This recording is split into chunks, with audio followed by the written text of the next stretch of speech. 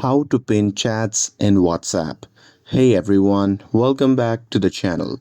In today's video, I'll show you how to pin chats in WhatsApp. So now, without further ado, let's get started. So here, first thing first, open the WhatsApp app on your phone. And now here, once you're inside the app, just find the conversation that you want to pin. And now here, once you've found the conversation, you can just long press and hold on the chat until it's selected. And here after that, you can just tap on the pin icon, which can be seen in the top of the screen.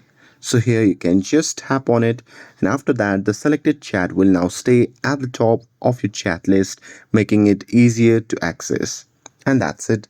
That's how you can chat or pin chats in WhatsApp. With this, if you found this video helpful, then don't forget to like, share, and subscribe to get updated for more videos. Thanks for watching, and I'll see you in the next video.